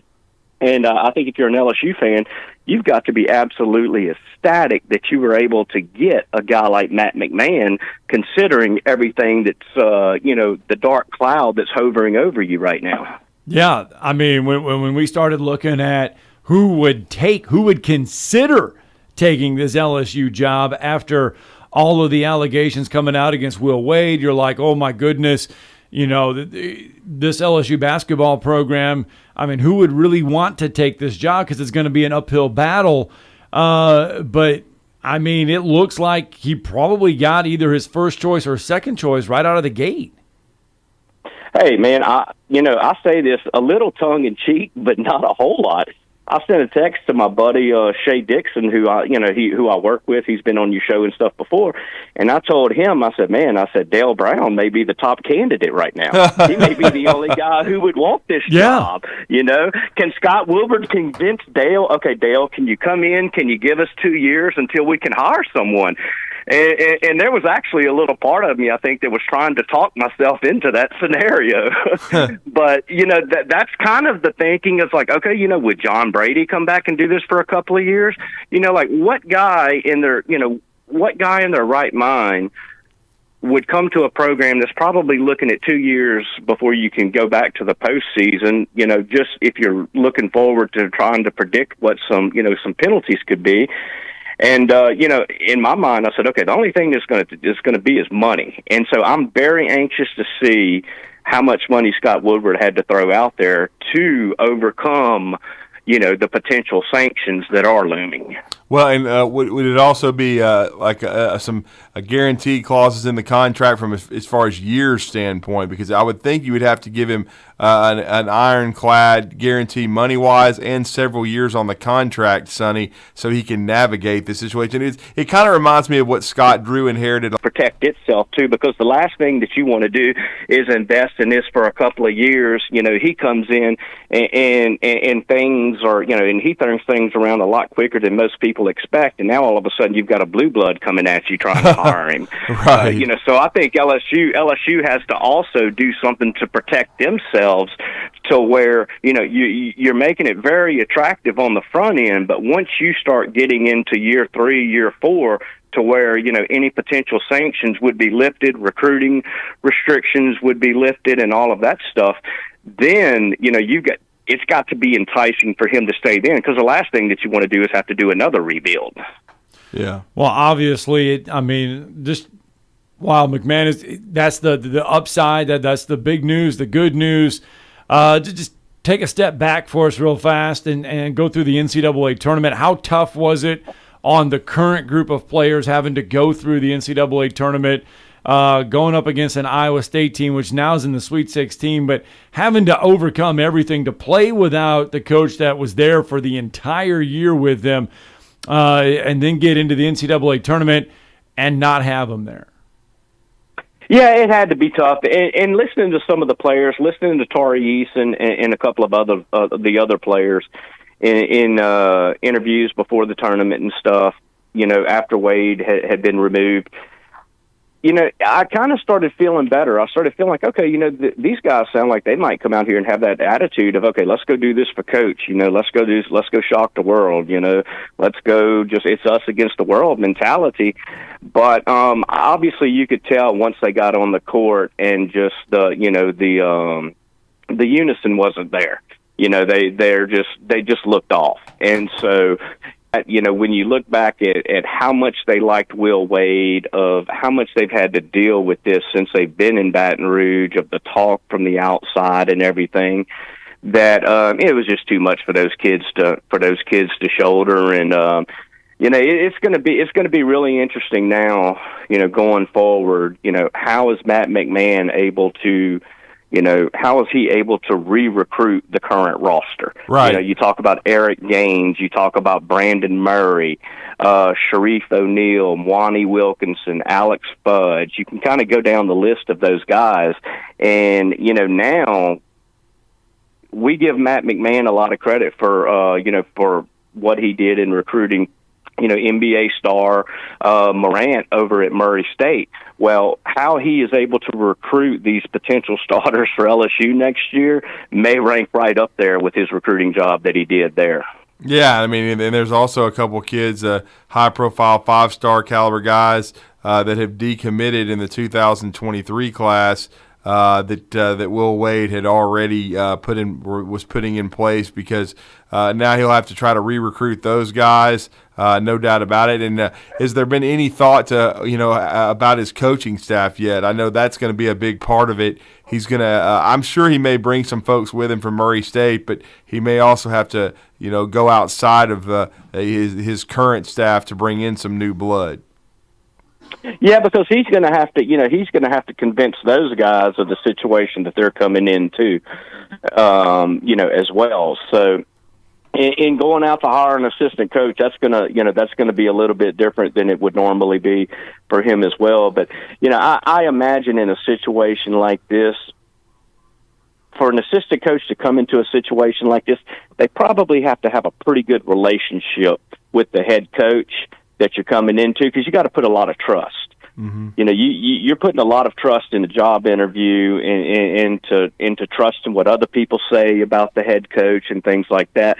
And so I imagine that it's probably going to be some people from his pretty tight inner circle who really know him, who really have that trust factor, and who really believe and say, you know what, that 31-3 at Murray State, we're going to do that at LSU. We're going to, I'm hitching my coat to this guy right here, and I'm going to go with him. So I think it's going to take those kind of, that kind of loyalty and those type of assistance for him to really be able to get the guys that he wants. Mm-hmm. No doubt about it. And so it's going to be really interesting to see how he maneuvers this situation. But I will say it is pretty amazing that Scott Woodward was still able to get Matt McMahon, because he had options out there, including South Carolina, who they did finally fill their spot with Coach Parrish over at Chattanooga. But still, I know there were several openings in the SEC and around college basketball. To be able to pull this off was pretty significant. And that's what makes me keep going back to money. That's what makes me. Somebody had asked, how much do you think it would take? Well, if he was making $500,000 at Murray State, I think he signed that contract in 2019. He was going to get re-upped again. Forgive the dogs, guys. I'm sorry, but we've got tornadoes and stuff around here. Oh, no doubt. The kids are doing virtual learning today and stuff and everything. So I'm trying to get as far away from them as possible. But if someone asked me how much money I thought it would take, mm-hmm. and if he's making $500,000, they would probably bump him up. Let's just say $750 at Murray State. I'm thinking you probably have to make it to where you're throwing like $2 to $3 million at this guy. Yeah. Where you're making it a situation to where it's not even I'm getting $750 over here. You got to make it to where $750 is not even in the picture. That's not even in the equation now. The money that you're offering him totally over trumps that right there. And so, I think at the end of the day that's probably going to be some sort of contract in that ballpark with some of the back-ended, heavy-ended stuff to kind of protect both sides. Boy, Scott Woodward has shown the skill to go out and get some decent coaches, didn't he? I mean, he has really kind of transformed that whole athletic department. Kim Mulkey, Brian Kelly, now he gets McMahon.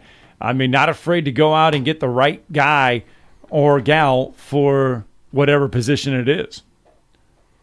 Yeah, he's basically got, outside of Beth Torina, the softball coach, when you look at the major sports, or I guess like the major revenue producing sports in college athletics at LSU, Beth Torina's the only one that he hasn't had to replace since he's been in. Yeah, and he hasn't been there. He hasn't been there a ton of time. Let's not forget that he's only been there a few years. Yeah, he really has. So to have to replace that many coaches in that short span, that's pretty significant. It really is, Sonny. We're talking to Sonny Shipp, Go 24/7. I know it's early and he's just been hired. But I know that in the aftermath of Will Wade being dismissed, five-star center Johan Traore, who's really he's already signed in November. I know he's wanting out of his letter of intent, but do we think Matt McMahon's going to put on his best sales job to try to get this kid to stay at LSU? I mean, you have to, and I think you have to. What you have to go do now is that now you've got to go to these guys. And you've got to present a situation to where it's like, look, we may not be able to make the postseason, but, we don't know that for sure or not. But we've got this sweet NIL deal for you. Right. You have recruiting violations. I mean, not recruit violations. You have allegations that you got to deal with. You've got all of the uncertainty over that that is there. And so the one thing that you do have in your back pocket, though, to where you can make really sweet and attractive deals for these signees is NIL. Mm-hmm. And so, that's where, I think if you're LSU basketball, that's what you now have to fall back on. Because if you think about from recruiting, you just got rid of a head coach that was known as a player's coach that all of the players loved. You got rid of them. You're gonna have some ramifications. Whether they're minor, whether they're major. We won't know that until maybe another year from now.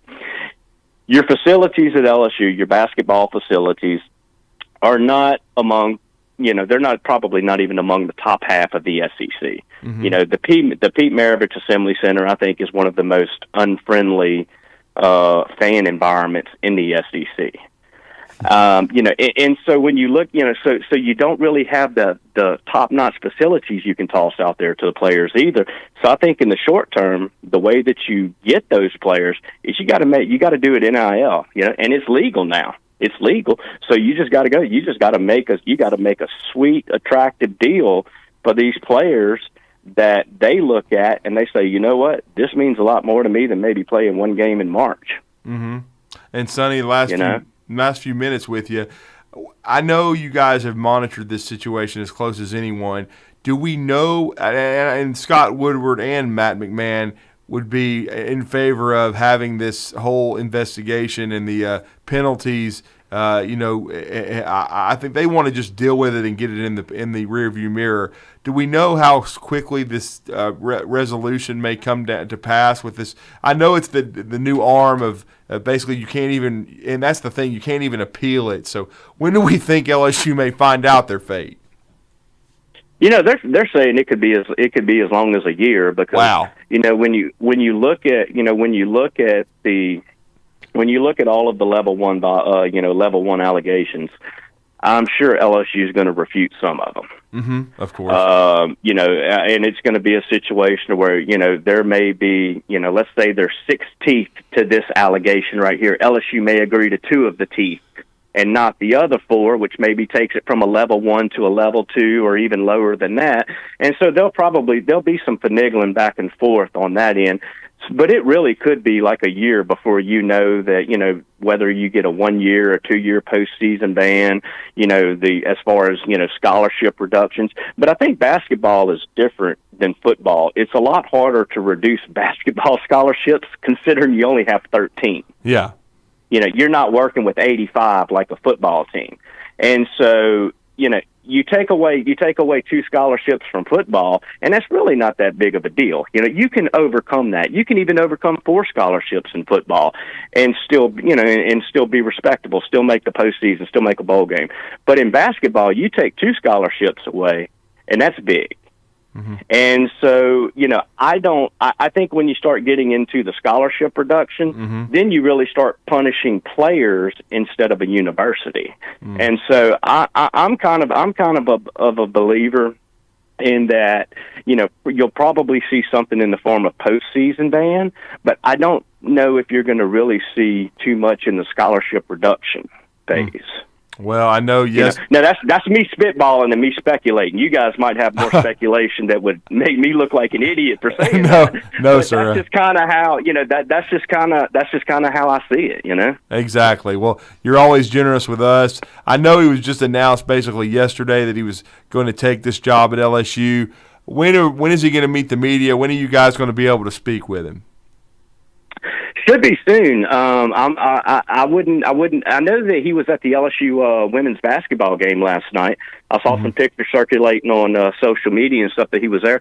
So I would think that we might hear something probably by tomorrow. I know Brian Kelly's supposed to speak today ahead of spring practice. It starts on Thursday.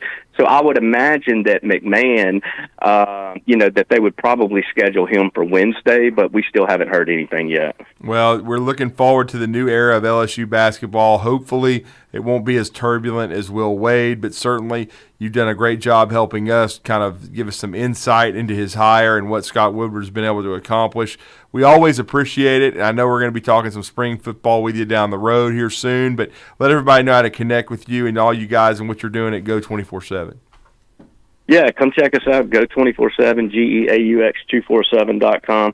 Like I tell people all the time, if you got a fan of another team in your house, we got them covered too. So with our team of sites on the network, so come check us out and come get all your LSU feel, because like I said, spring practice starts on Thursday. So between middle of next week or so might be a good time for us to connect if you want to. Absolutely, Sonny. We appreciate it, man. Thank you. All right, guys. Y'all have a great day up there. All right, thanks. Sonny Ship with us. Let's get a break in. When we come back, we are going to open the phone lines back up to you, 256-576-4977. You're listening to Talkin Ball on 97.7 ESPN Zone.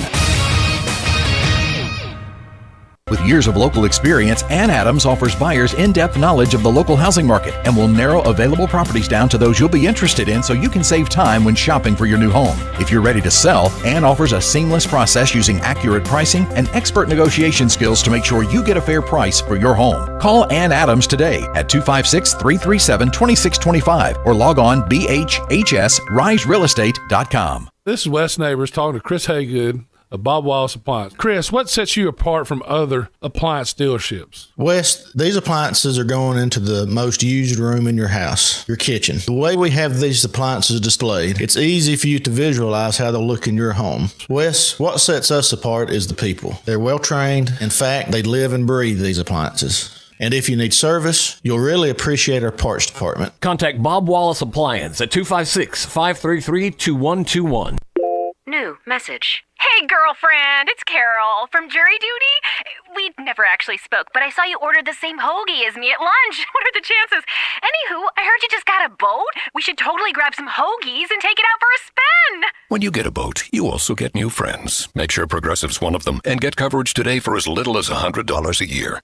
Do I want to feel the wind in my hair? Guilty as charged. Oh, seriously, let's ride on your boat. Progressive Casualty Insurance Company and affiliates. Annual premium for basic liability policy not available in all states. If you're ready to lower your utility bills, it's time to call Eagle Insulation. Eagle can handle it all. Attic re-insulation, insulation removal, wall insulation, and new construction insulation, commercial and residential. Our primary goal is to save you money, and lots of it. Typical clients realize their return on investment within 3 to 6 months. That means the re-insulation actually pays for itself and then some. See if we can help you. Contact Eagle Insulation today, 256-755-1556, or log on insulatewitheagle.com. At Mr. Sparky, we're America's on-time electrician. We all count on our home's electrical outlets to provide us the power we need when we need it. But sometimes an overloaded circuit can lead to a blown outlet, a major fire hazard. Safety is key when replacing an outlet or adding new ones, so leave it to the pros at Mr. Sparky.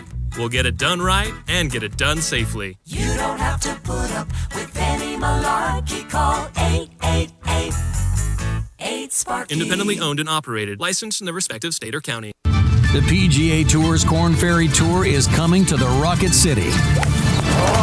Join us at the Ledges for the inaugural Huntsville Championship, April 29th through May 2nd. Experience the beauty and drama of the course firsthand. Witness golf's rising stars chase their PGA Tour dreams. Cheer on the future of golf up close and personal. Tickets are on sale now at HuntsvilleChampionship.com. We had injuries reported on that accident in the 900 block of Upper Hurricane Road. That's near Deer Trace. They just canceled everybody on it, saying no injury. Moores Mill and Countess had injury and possible entrapment, and Braves in Moores Mill had an injury reported. Braves in Moores Mill should be about ready to clear. From routine care to heart failure, Dr. Randall Burns and the team at Huntsville Heart Specialists have the expertise to care for all matters of the heart. Captain Nick in the North Parkway Popeye Skywatch Traffic Center. April means A-Day. You know, folks, the more things change, the more they remain the same. Alabama is still Alabama. Listen to Alabama football all season long on 97.7 ESPN The Zone. This is Paul Feinbaum. Listen to me coming up today at 2. Now back to Talking Ball with Scott Theisen and Drew DeArmond on 97.7 ESPN, The Zone.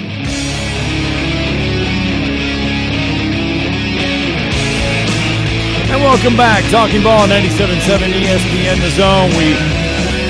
We're talking LSU basketball. They got their head coach.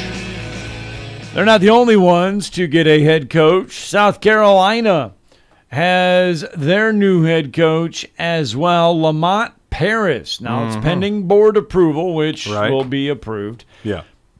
Lamont Paris gets the job there at South Carolina, coming from Chattanooga.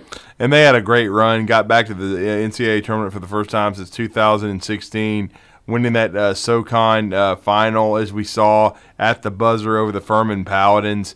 The surprising thing is, when you look at the carousel right now and the way it's spinning, it looks like Bob Ritchie may end up back at Furman. And a lot of people thought he might end up at South Carolina or he might move on. But right now, all the jobs in the SEC look like they're filled. Yep, in case anyone – okay, so Georgia got Mike White. Right. Missouri got Dennis Gates. Right. Mississippi State got Chris Jans. Florida got Todd Golden, which, by the way, looks like he's 12. Yeah, the head coach of San Francisco. LSU gets Matt McMahon, and South Carolina gets Lamont Paris. So it looks like all of them are filled in the SEC now. So we'll see. Now, we know Kevin Willard went to Maryland from Seton Hall, but I think that's the most, it's a no-brainer hire, okay? It's not a well-kept secret who we all think is going to be the next coach of Seton Hall, and that's going to be Shaheen Holloway. Once St. Peter's run in the NCAA tournament comes to an end, that he would go back to his alma mater at Seton Hall and fill that job. And we saw Sean Miller. He ended up at Xavier, Scott, and going back there after spending 5 years earlier in his career before going to Arizona. And Archie Miller going to Rhode Island after being among the long line of guys that went to Indiana and couldn't get it done. So, and by the way, I'll just go on the record, they're going to be looking for another coach in another 3 years. Indiana, Mike Woodson, not going to last. He ain't going to last. Did you see good Lord. They lost by 30 to St. Mary's. Could that a lot, though, have been on travel, though, playing in that first round Well, game? Look what Notre Dame did. They whipped Alabama's rear ends, and they nearly beat Texas Tech, okay? So they had the same kind of travel. They had to go all the way to California. Well, I'm just saying everybody reacts different. I don't know. Here's why. I just don't like the NBA thing when you hire an NBA coach, a guy that spent his entire career in the National Basketball Association. Now, there is no doubt Mike Woodson was a great player for Bob Knight at Indiana, and he was a great college player, but he hadn't been part of the college game. I don't think it'll last. So his first year at Indiana was solid. He did get them to the tournament, and he did win a play-in game and get the job done. But I don't buy it. I don't really think it's going to be a long-term success. I would have thought Archie Miller would have succeeded there based upon what I saw at Dayton and the way his teams played, but I guess it just wasn't the proper fit. Right. The one that they had that should have been a grand slam was Kelvin Sampson, but we know what happened. The phone calls and some of the recruiting issues, that didn't work. And so Sampson's doing an amazing job at Houston. And by the way, I know his name came up at LSU, but I'm sure Scott Woodward, when he was doing his due diligence, he was trying to find a coach with a spotless reputation with because if he did not hire Will Wade, but if anybody had done any research on him, Joe Oliva, he had a reputation that wasn't great coming out of Chattanooga and VCU. I'm sure McMahon does not have that kind of reputation, because if you're about to get slammed by the NCAA, you don't want to hire someone else that's had issues. But I also say this for Kelvin Sampson. I think he's moved past those, and I think this too. I didn't think he would leave Houston, because they're moving to the Big 12.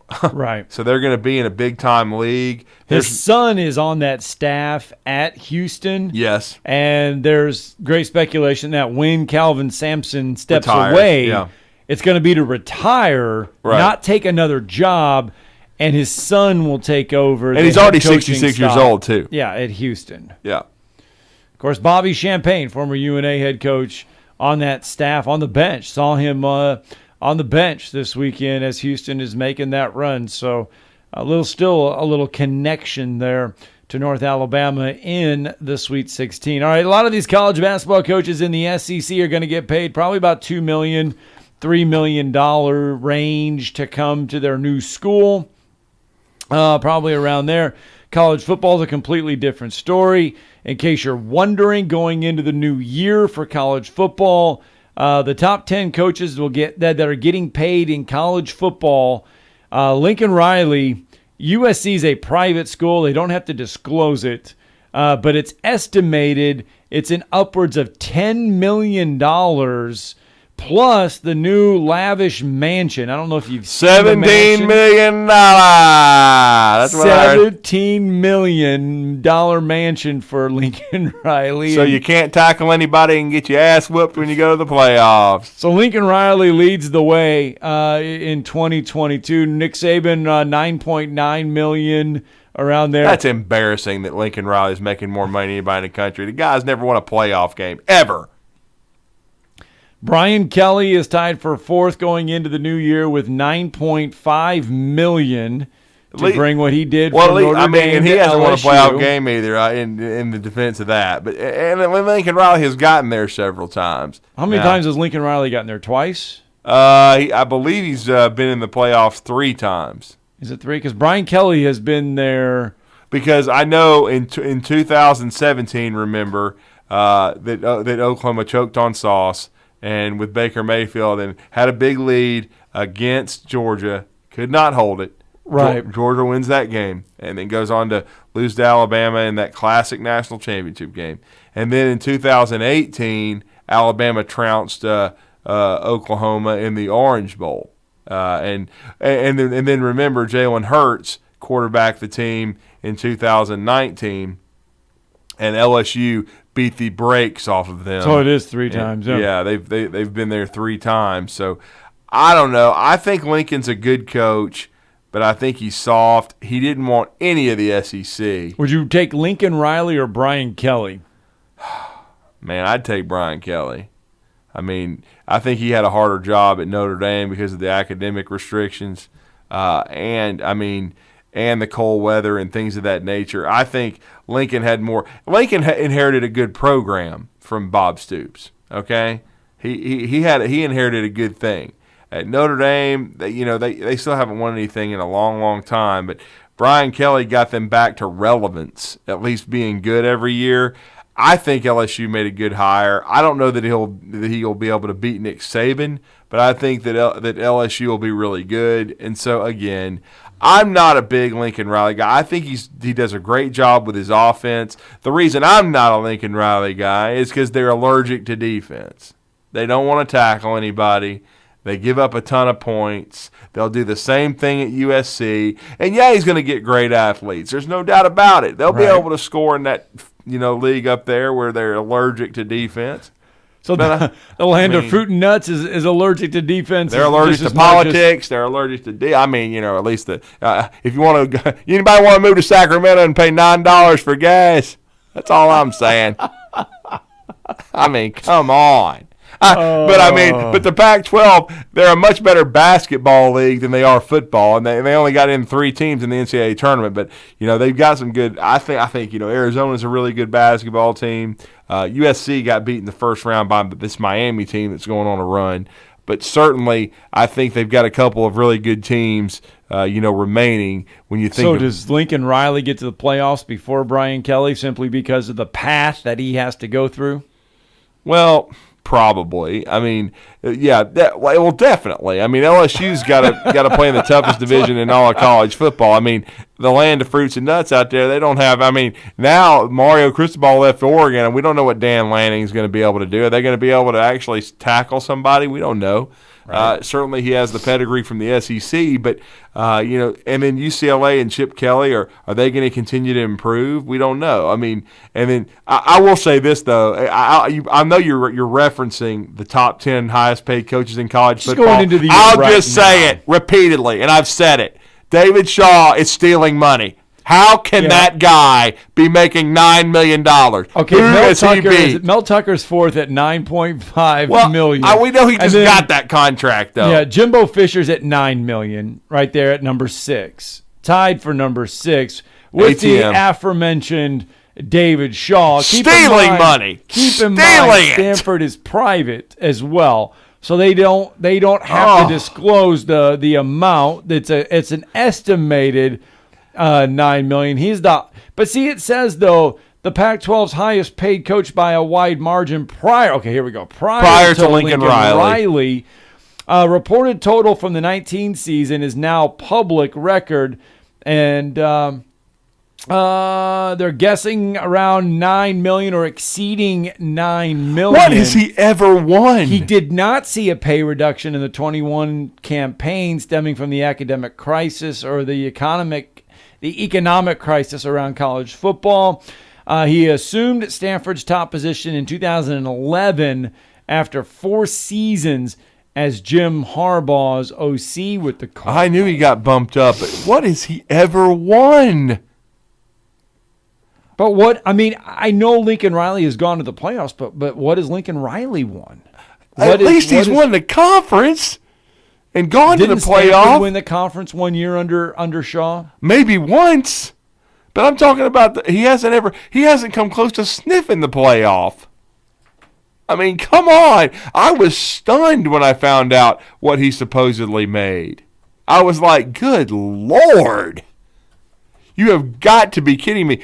At one time, I was high on him as a coach, but I've watched his teams, and I don't think he's changed or modernized his way of coaching. Okay.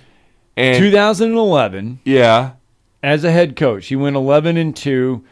They were tied for first in the North. They lost in the Fiesta Bowl. Yeah, shocker. In 2012, they were 12-2. Yeah. He won the Rose Bowl, tied for first in the North. Well, he did actually. I thought he'd won one. I think that's the only Rose Bowl he's won, is it not? In 2013, he was 11-3, 7-2 in the Pac-12, but they lost the Rose Bowl. Yeah. In 15, he was 12-2, won the Rose Bowl. So he's won it twice? Mm-hmm. In 2016, he was 10-3, won the Sun Bowl, third in the North.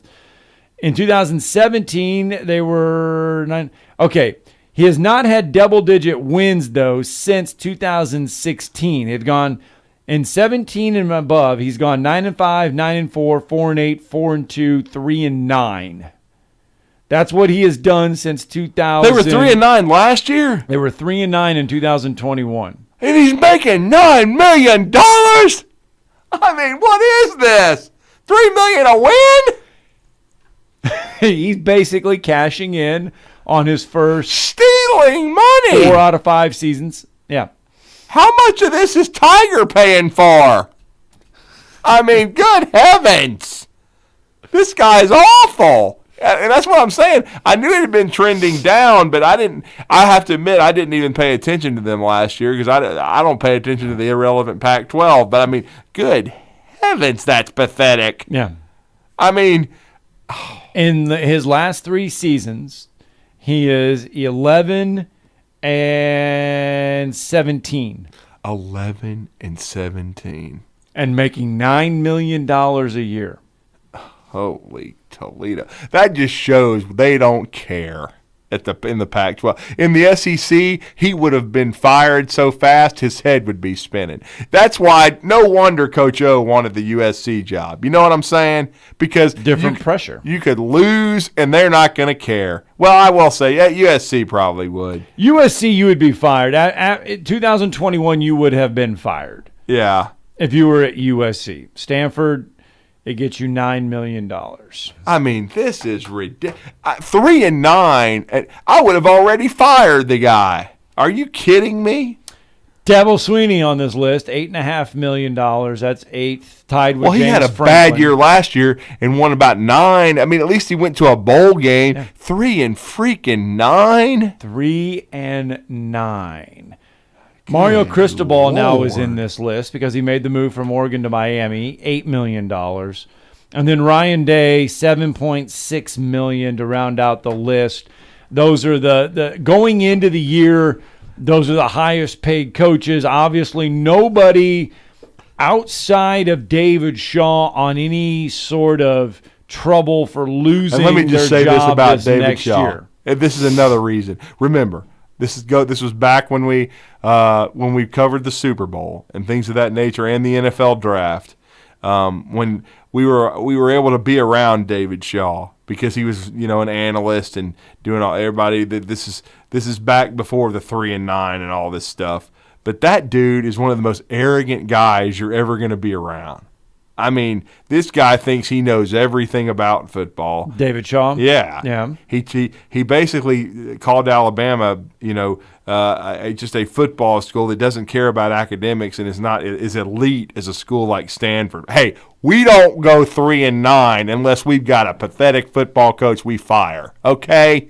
We did it under Mike DeBose, and we fired the guy. But there's no way. 3-9, you're out of here, bro. There's no way that you could not coach in our league. You could not last. Your rear end would be fired, okay? I'm sorry. I don't care if you won the Rose Bowl twice at Stanford. I guess that because they don't ever win anything there in football, so I guess they're still letting him live off that because Stanford's football history besides John Elway and Jim Plunkett's really garbage, I guess you want to say. But, I mean, good grief. Are you kidding me? His 3-9? 3-9. Well, he's 9-15 in Pac-12 play in his last 3 years.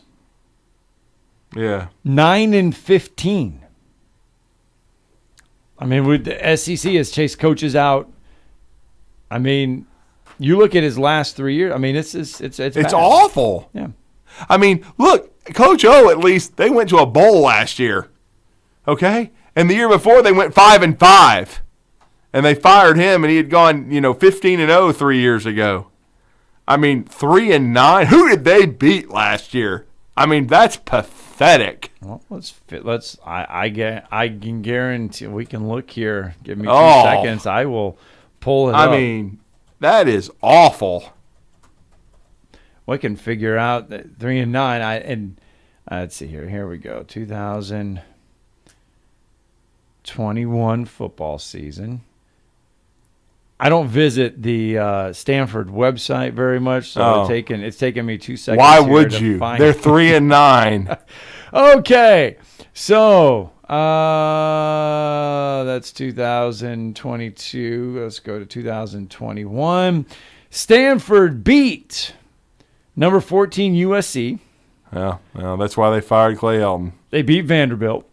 Oh, yeah, that's right. They came and they played Vandy. I forgot about that. So Stanford actually started the year last year 2-1. Oh, my goodness. Okay, they lost to Kansas State to open the year, but then they beat USC and Vanderbilt. Right. And then they beat number 3 Oregon. That's right. They upset Cristobal. And they did, and that was back. That was a wrap, wasn't it? That was in October 2nd. That was the $3 million. That was $3 million for that win. That was October 2nd that they beat Oregon. Stanford did not win again the rest of the year. They lost to Arizona State, Washington, Utah, Oregon State, Cal, and Notre Dame. They lost to all of them. And none of them was close. They lost to Notre Dame 45. Even Cal? They lost the big game big. 41-11. Oh, my goodness. Man, he's got pictures of folks. That's just all that is, man. Or either an ironclad buyout where Stanford can't get Tiger to ante up. So the last 4 games of the year, this is what $9 million will get you on the Pac-12. Yeah. They lost to Utah 52-7. 52-7. Lost to Oregon State 35-14. Yeah. Lost to Cal 41-11, and lost to Notre Dame 45-14. You know how fast he'd get fired in the SEC for that crap? I mean, he wouldn't have made it to the end of the season. They would have been packing his stuff, and he would have been selling, football for dummies books or something, man, trying to make a living. I mean, there's no way he survived. Out of the back of his car. Yeah, something. All right, let's get a break. Enough of David Shaw. Yeah, disgusting. I'm just amazed, though. You know what, though? The more we look at it, I am amazed that he gets paid $9 million. I can't believe it. I mean, I couldn't believe it last year when I saw that. And then every time I read it, it makes my head hurt. We don't like that. Let's get a break in. Tomorrow's headlines today.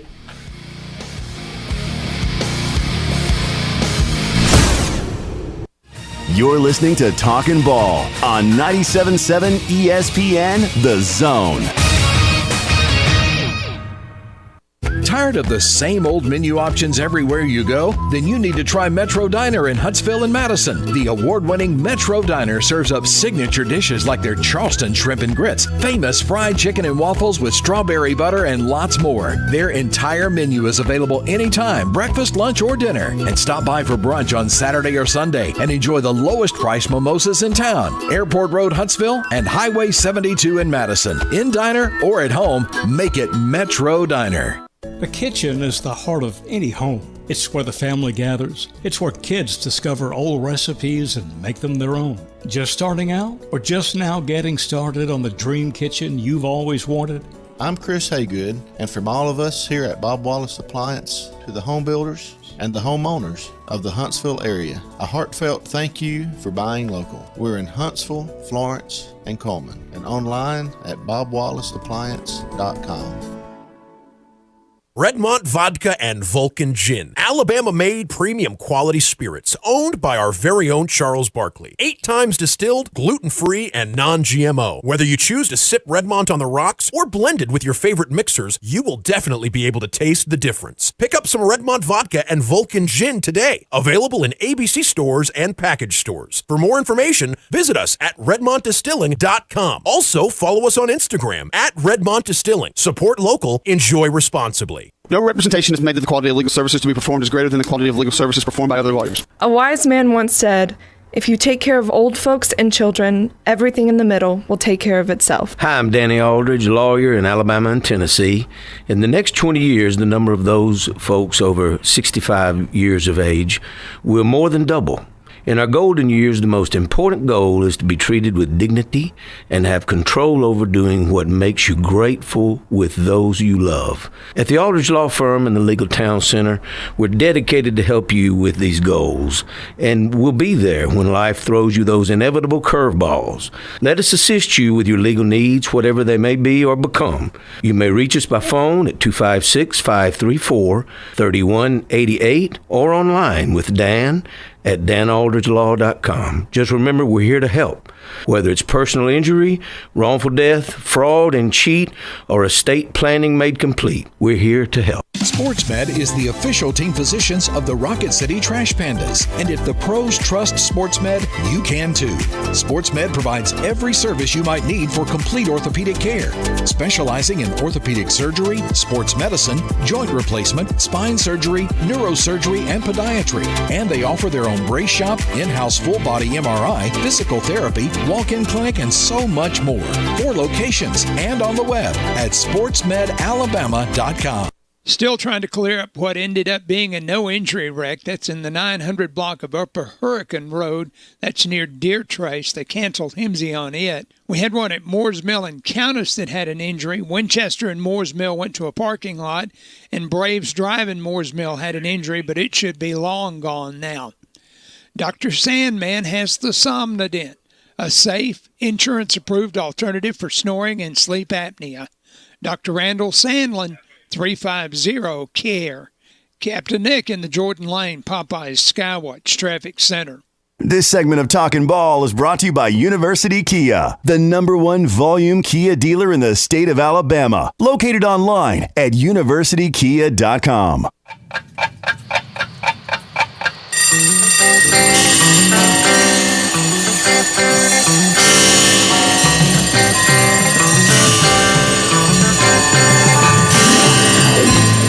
It's time for tomorrow's headlines today with Scott Tyson and Drew DeArmond on 97.7 ESPN The Zone. Time keeps on slipping, slipping, slipping. Time does indeed keep slipping into the future. And we do know that Matt McMahon's deal is 7 years. And he gains an extra year if LSU receives a multi-year postseason ban or loses multiple scholarships. In other words, he has it's going to be an 8-year job contract. security. Yeah, that when we were talking to Sonny earlier at the top of the hour, Scott, in my head when I was talking to him about guaranteed money and an ironclad contract, I was thinking 8 years, that they might give him an 8-year deal. Now, sometimes state law doesn't allow you to do that, but yeah, to get Matt McMahon, and like Sonny said, it would take money. $2.6 million in year one. Right. Then supplemental compensation increases of $100,000 per year with incentives. The number goes up. So if you're looking at it, 2024, it's 2.3. 2025, it's 2.4. Up to 2029, it can come out to $2.8 million. He does get a $50,000 bonus if he wins the regular season SEC title and a $50,000 SEC tournament championship bonus. Same way with the NCAA. Each round of the NCAA tournament that he makes, he gets $50,000 bonus and a $100,000 bonus if he is a tournament champion. Coach of the Year, he gets $25,000 for being an SEC Coach of the Year, $50,000 for being the National Coach of the Year, and a single-year academic progress rate of 930 or above. He gets $50,000 bonus. So that is the new head coach at LSU basketball, Matt McMahon. That is what his package is as far as contract goes. Wow, good stuff. I'm not surprised that it's significant. And now New Mexico State is open because of Chris Jans, and one of Jan's mentors is being mentioned for that job, and it's Greg Marshall, the former king of Wichita. Wichita he got State. into some hot water there, Marshall. But as Jeff Goodman just tweeted a few hours ago, last night, he's like, I'd be shocked if anyone hires Greg Marshall again. Tough to get another job when you have punched a player. So how quickly did his star just fall? Oh, it faded fast. It faded really fast. Yeah. I mean, he at one time he was considered one of the hottest coaches in America, but now I think I understand why he never went to a UCLA or one of these other blue blood jobs. Well, because once they started investigating, once they started looking at what a prick the guy was, then I'm well, sorry. We could go there. That's exactly where we're going with Greg Marshall. There we go. So he's and then so they ended up getting rid of him, and so there you go.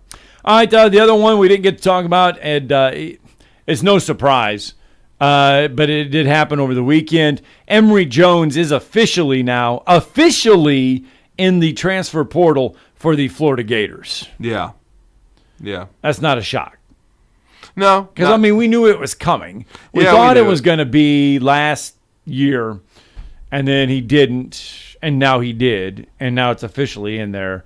But Emory Jones is on the move there at the University of Florida.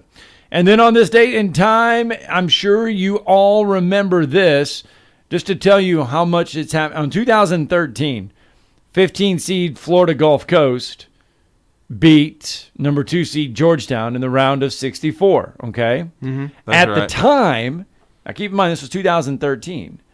At the time, it was the 7th time that a 15 seed beat a number 2 seed in the men's NCAA tournament. I say at the time because this past season, or this past tournament, or the one that's going on right now, when St. Peter's beat Kentucky, it became the 10th time that a 15 seed beat a 2 seed. So since 2013 to now, it has happened 3 more times. Mm-hmm. So... Yeah, and then Jeff Goodman also saying, I know you just mentioned the money for Matt McMahon, and it's going to be we expect it to be an 8-year contract because they're going to get they're probably going to get both, right? A postseason ban and scholarship reductions. But as Jeff Goodman said, LSU AD Scott Woodward also tried to swing for the fences, but the issue is twofold. the uncertainty of a potential multi-year postseason ban and other restrictions for the program, and dealing with the SEC. And, and the SEC is a tough league right now, even though they didn't get the results they wanted in this NCAA tournament. It's difficult. And so it's a tough league. All right, 256-576-4977. You do have a couple seconds to get in on the show. I still can't believe Greg Marshall. Jerome Tang, by the way, got the Kansas State job, and that's significant because he has for many years been the lead assistant and a great recruiter for Scott Drew at Baylor. But he got the Kansas State job to replace longtime coach Bruce Weber, who retired at the end of this season. I still cannot believe Greg Marshall's name is being brought up to be a potential head coach. I mean, once you get fired for player abuse, and that's what it was. And it's also verbal abuse. I mean, that you heard about player and verbal abuse. Must be related to Urban Meyer in a past life. Oh, yes, we did talk a little bit of Urban Meyer today. So we've got a little bit of everything covered today. And don't forget, coming up on Thursday, we do get the Sweet 16 of the NCAA basketball tournament. And I haven't even checked my brackets. I haven't even checked anything. I had to find mine yesterday for the Redmont deal to give to Chad. I haven't even looked. I mean, it's so bad. I've only got one final. I don't even know how many Sweet 16 teams I have left. Chad, who's leading that? Do we know? Scott, Me? you're leading? Good Lord. I haven't even paid attention. It's not because I haven't. I tried to look, and I don't know. It's hard because I see all the names in there, but I haven't had time to scroll through to find anything. All right, that's going to do it for our 2 hours of Talking Ball. We'll be back at it tomorrow. It's a Wednesday show, by the way. We got to talk softball. We got to talk some UAA softball. Coach Studeman. That'll be fun. Yeah, and we'll do that tomorrow. All right, or Thursday. Hopefully the rain holds off so they can actually play. Yeah. All right, that's going to do it. 2 hours of fun, just like that.